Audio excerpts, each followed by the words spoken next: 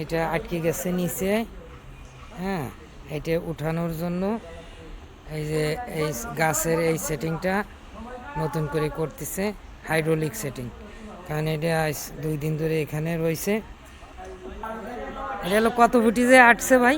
100 fit 100 ফিটি যে আটকে গেছে, কিন্তু এখন টানলেও ওঠে না। না, না। তাহলে এখন উঠানোর উপায় কি? এই যে জগ নিয়েছি, জগ দিয়ে তুলমু। এই যে এই জগ, এই জগ, এই জগ দিয়ে কিভাবে কি কেমনে এখানে গাছ দিয়ে দাঁড় করে আবার রড টানমু, এটির রড সাথে লাগায়া এখানে দিমু। দেওয়ার পরে এই জায়গায় এই যে অ্যাঙ্গেল লাগাবো, এই অ্যাঙ্গেল ওরে বাবা, চাপ। চাপ দিয়ে উঠাবেন না? এই যে এই সোজা লাগাবেন? হ্যাঁ হ্যাঁ। আরে আল্লাহ, কি ভেজাল বাঁধলো না।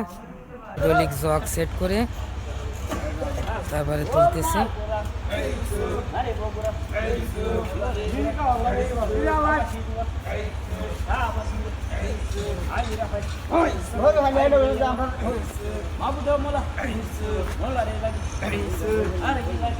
হ্যাঁ, উঠতেছে উঠতেছে, আল্লাহর রহমতে কাম হয়ে গেছে।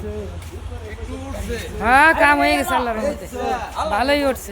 শব্দ করতেছে, শব্দ করুক, সমস্যা নেই। অনেক প্রেশার লাগতেছে, অনেক প্রেশার।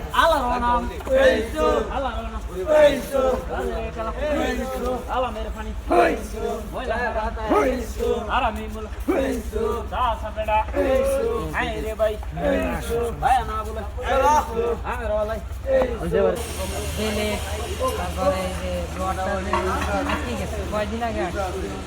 4 দিন। 4 দিন। 4 দিন আপনার লোক এইভাবে থাকতে? হ্যাঁ,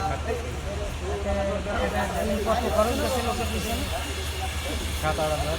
7-8 হাজার। আর মাল আটকে গেছে কত? 3 লাখ টাকা। 3 লক্ষ টাকার মাল আটকে গেছে আজ 4 দিন ধরে লোক করতেছে।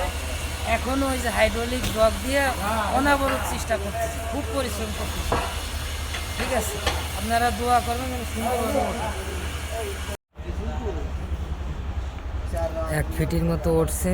এখন জগটা সরায় লুজ দিয়ে আবার জ্যাম বাঁধায় আবার শুরু করতে হবে।